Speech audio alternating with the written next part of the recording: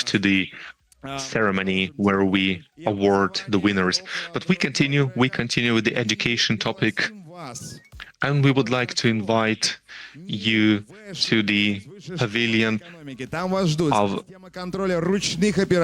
Higher School of Economics. You will be able to play video games, software.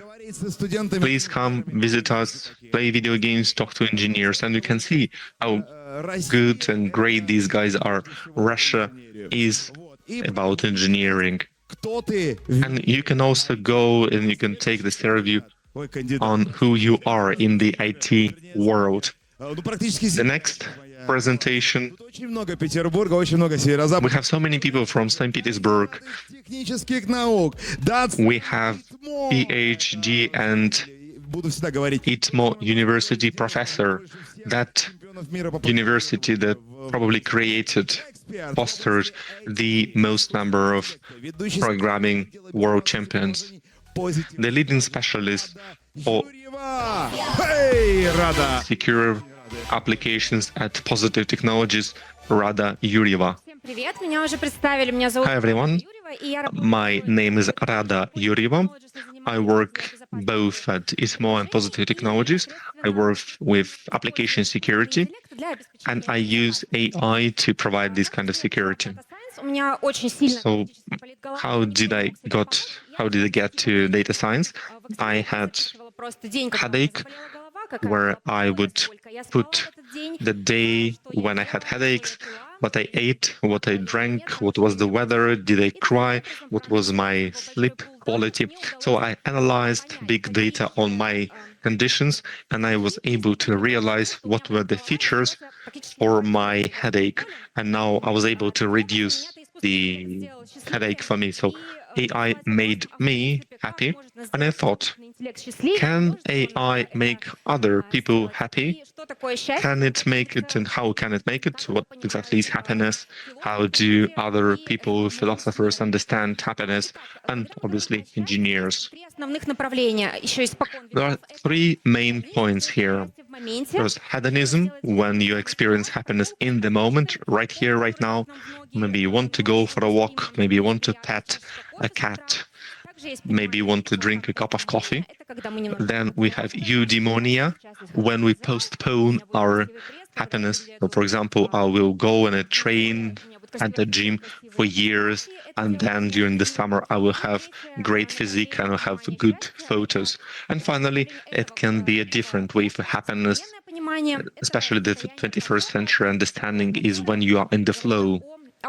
And the flow state talks about our senses, our feelings, when we do what we want to do, when we do what we have to do. For example, you paint a picture and everything else is away. You do not want to do anything, you do not want to talk to anyone else.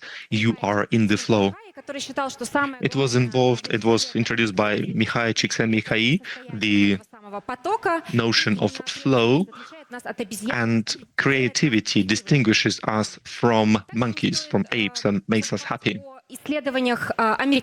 We should also not forget about the American studies. 86 years ago, they had a space program, a big program. They included Harvard students and other people from Boston poor families. They even had Kennedy as part of this problem, and they tracked their happiness levels for years. On the input level, they have all the data to be happy. They had money, they had health, they had connections, and other people from poor families, they had nothing. Well, theoretically, they had nothing. They came from poor families, they had no help, and they had to do everything themselves. And this study is still going on. They are tracking the next generations of their subjects, and they're still not sure. They're still not sure about the external factors for happiness. But obviously, all else being equal, it's better to be rich and safe rather than poor and sorry. When we go to the next slides and discuss how AI can save and help us, I will not go to the previous slides on happiness and how we can consider it in different ways. So we remember the happiness context. Now, what exactly is AI? AI is mathematics. It does not have any emotions. It does not feel joy. It does not feel happiness. Well, we can ask LLM. We can have a conversation with it. It will give us some in-the-moment feedback, but that's all. AI can find patterns, and it's very good at finding patterns. It can remove what we do not need from our life, and it can help adding what we need in our life. But we should remember that AI does not have any feelings and is incapable of feeling. AI helps with routine tasks. We do not waste our time, and we can actually engage our creativity during the flow state. First of all, that's working with calendar, taking the route. Maybe we should go on foot, maybe we should take a taxi, listening to certain music, and then you have AI that would put a certain soundtrack you've never listened before, but you experience euphoria and you feel happy. AI helps us with our personal schedule according to our biomarkers of physical activity. For example, it would tell us that you need this certain amount of magnesium or sleep for you to recover, and you would feel better. So here is the question. There is a question of ethics. Where do they stop caring for us and start controlling humans? And because of control, we have anxiety. So we were able to manage routine, we were able to personalize our recommendations, we've got emotional support, we have sleep tracker, and I believe most people use sleep trackers, all those benefits of 21st century life. But still, those recommending system can recommend great music when we go for a walk or jog. They also recommend new reels on YouTube Shorts, and we've wasted another hour, and we've been watching this and going through the news feed for 90 minutes, and you go through these reels again and again, and they also show us good-looking people who actually went to the gym instead of watching reels, and you wasted your time. And we all watch these because of AI recommendations. We compare ourselves, we have this doom scrolling, and we suffer from anxiety. But we also can get rid of the routine, which is very good. And it obstructs our flow state. We can give it to AI, it can reply to useless emails, it can send it to spam, which is also good. But now we have more and more news where thousands of people were replaced by AI, and you ask a question, will I be replaced? Where do I go? What do I study?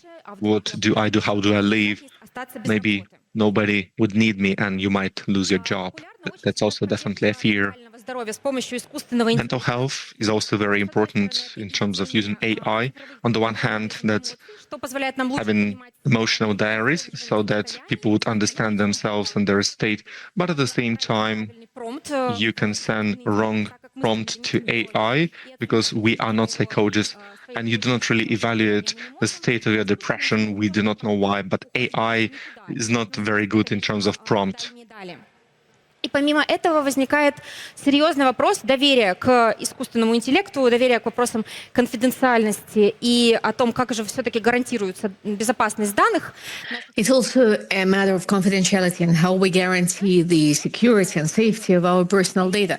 Like, for instance, this night, as I was feeling very nervous about my presentation, I talked to the GPT chat. So the chat responded, well, it's the self-invitee syndrome and the speakers are going to be replaced with podcasts and what you say is going to be replaced by the podcast. So why don't you just work on your anxiety and on your emotional intellect? So GPT chat made me even more anxious. Artificial intelligence and art. I mean, artificial intelligence cannot replace us in creative thinking, but Midjourney and Suna creates music better than the musicians, right? But the artificial intelligence does not understand the feelings, and it also gets oftentimes a wrong understanding of what a painting is about or the track is about. Like an example from last year is the artificial intelligence was asked to explain this song from a well-known band. Men were eating the meat, right? The song is about a man cooking his wife, but the artificial intelligence thinks it's men doing some very hard physical work and needing a lot of protein. Now, a song, I am on you as if I were on the war. The artificial intelligence thinks it's a smart song, a good song about how relationship works between a man and a woman. They've done their fight, they buy some port, they go back home to drinking together because they're done all their mutual fights. It turns out that in reality, it's about surrendering, giving up. Now, when I discussed this song with the other listeners, I realized that most of the listeners cannot hear the word port. They take it to be a document case I take with me. So we can use artificial intelligence for self-simulation. Now, how dangerous is that? There are some studies on how artificial intelligence can be used as lies detector. And how is that going to impact the society? I mean, we all tell lies to one another. You know, it's the social glue. A friend calls you to attend his birthday party. You don't want to go. And he says, I am not feeling well. I won't go. And your friend understands it's a lie. It's bad for the friendship. It's bad for somebody who has a birthday that his friend doesn't want to go see him there. So artificial intelligence as the lies detector is not excellent to use on our mobile cell phones. But for our employers, it can be a system that makes it possible to understand that someone is close to burnout, that the employee is overloaded with tasks and assignments, has no interest in his job. This could be used, and this actually could be quite beneficial. Now, artificial intelligence can also now understand the gestures and the mimics of your face. So when you don't want to show how stressed you are to your supervisor, you can apply a whole set of different mimics, not to disclose your real feelings, but he can see through it. The artificial intelligence can as well. Now, if the artificial intelligence were able to detect our emotions, what would we do? We would try some mimicry. We would not live our own real life, our own real feelings. We would live in a simulation. Would that be a pleasant lie? Well, everyone can be lying to each other. You know, in the Black Mirror movie, there was a series on the social rating. And in fact, there is no good in everyone smiling to everyone else. This could well cause a revolution. We've talked about this state of flow, of the flux and the auto-bodily sensations when we are experiencing the moment here and now and we feel great about it. Artificial intelligence can help us a lot in that. When we learn some new hot stuff, it's a wow effect, really. When we study some theme for a long time, we get really stuck and it is not working out. This eureka is what can make our day. Artificial intelligence over the past several years has enabled us to detect and understand the communication of the whales and the elephants. We learned that the whales communicate meaningfully in particular contexts. They actually analyze the cracks that the human brain would never be able to analyze successfully. And the communication of the elephants was also analyzed. And thanks to artificial intelligence, we understand they have hierarchy and the names. They turn to one another using that.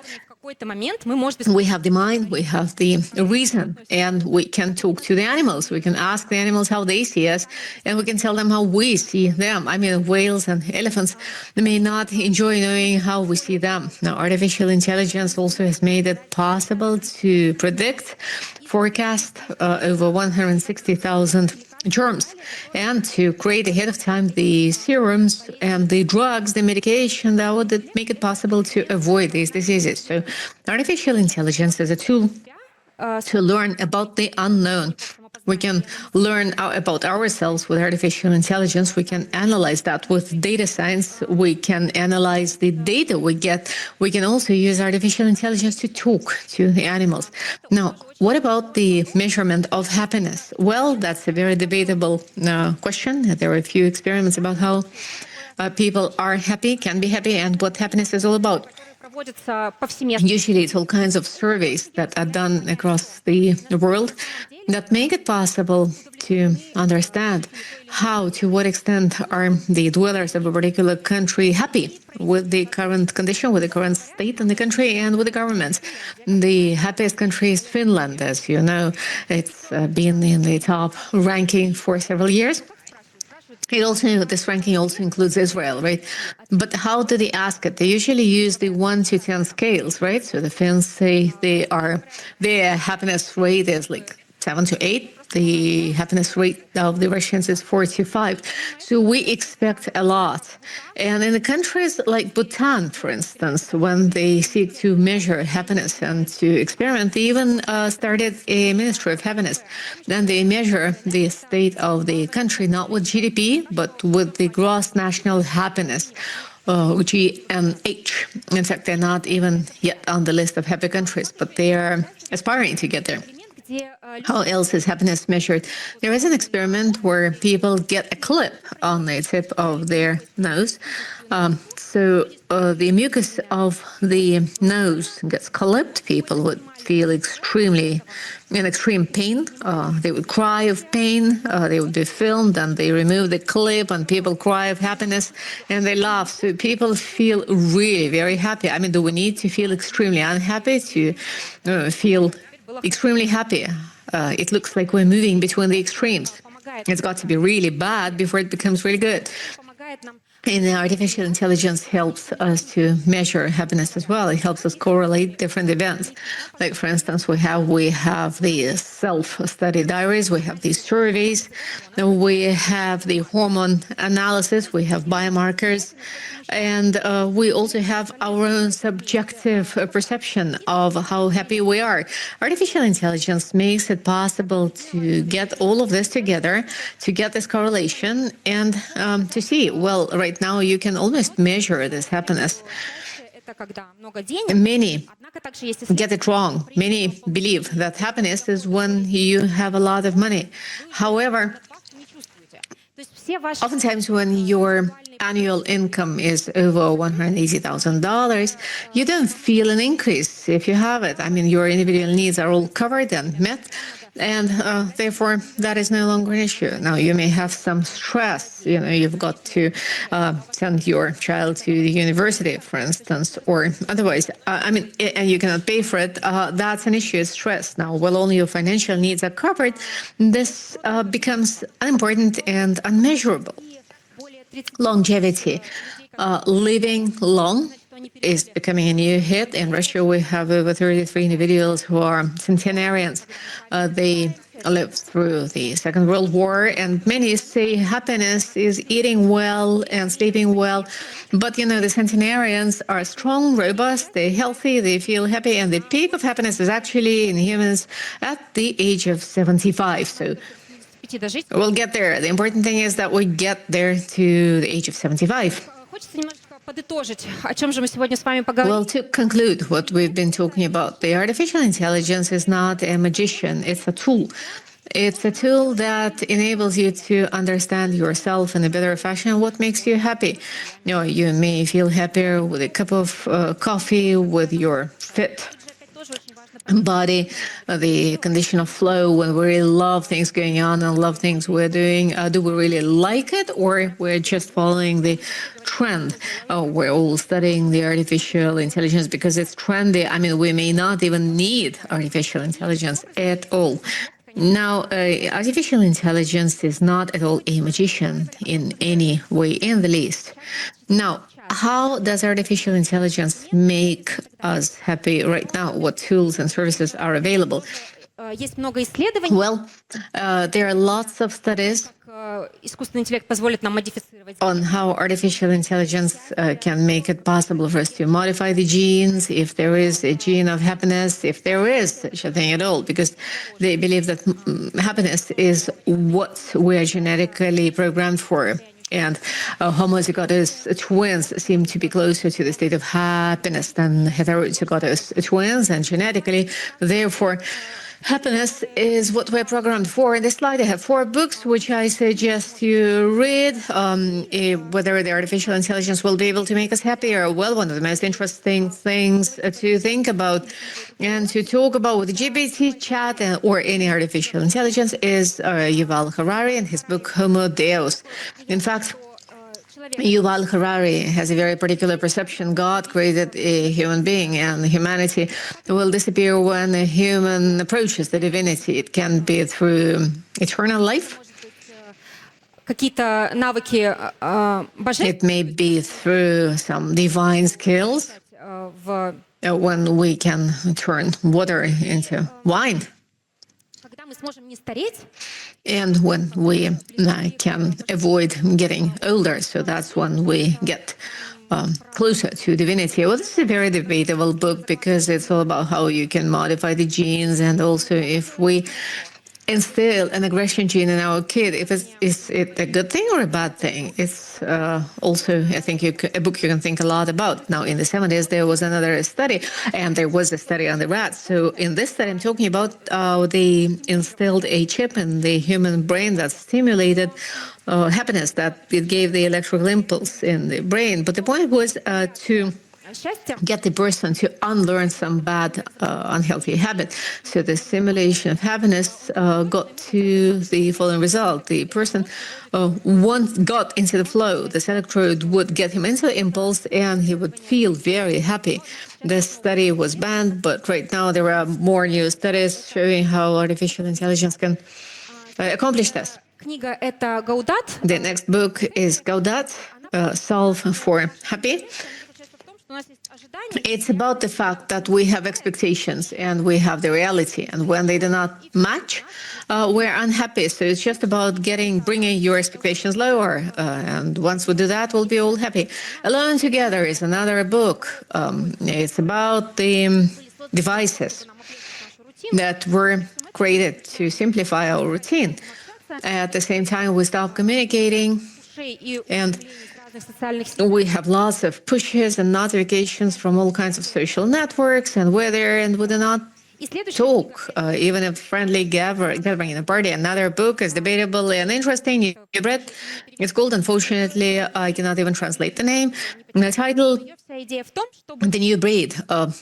I cannot translate it without losing the sense of it. But the point is, people will love their robots. We'll be talking to our vacuum cleaner robots. We'll trust him with all our secrets. We'll get upset if people come home and push our vacuum cleaners because it's human to us. We're going to attribute human features to this vacuum cleaner, and we will be taking care of it. I mean, what are the rights the vacuum cleaner robots are going to have? That's pretty much of an ethics issue. So happiness is not about you working for a very long time and then enjoying a glass of mojito in the beach, drinking it. I mean, this kind of happiness is very short-lived. One glass of mojito is beautiful. With the other one, you want to go elsewhere, and that's boring. It is a long way forth. So to make it easier for yourself with artificial intelligence, you can outsource some routine assignments to it, and that makes sense.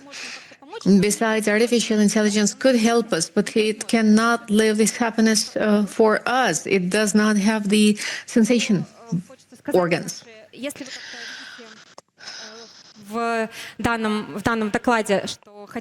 If in this presentation you would like to use artificial intelligence for yourself, that's a push to studying data science and the ABC of artificial intelligence, because витает в воздухе сейчас супер востребовано. among Ну и кроме того, вы сможете закрыть какие-то... all of us in every community, this is very much demand, and it really meets a lot of needs you have to date and you have not covered. Like the one I had with my horrible headache was pretty much addressed to artificial intelligence. If you have any questions, please. У come and see me. I'm being warmed up by Andrei, right? That's also about happiness. That's my usual joke. And in fact, many come to see us and they hear, oh, the real Cyberman is here. Now, Rada, you've touched upon the most important thing. Yuval Noah Harari wrote Homo sapiens before Homo Deus. If you don't want to know everything about humanity, go back to the end of it. He talks a lot about happiness. And happiness is a way, it's a mindset, it's a track, it's a mindset. I mean, to me, working on this for 10 years, and thanks to Arthur Brooks and Yuval Noah Harari, also professor of Howard University, you don't have to read him. He is very popular in The Economist. So happiness is enjoyment, satisfaction, and meaning. You were talking about hedonism. It's important to be able to enjoy things. It's enjoying things you really like. If you like doing push-ups, go and do them. If you like music, go and do music. That's enjoyment. Satisfaction is find the cause of your life and enjoy it and do it. And the meaning, you've got to have a meaning in what you do. I mean, why are you doing this? Kids help a lot in that.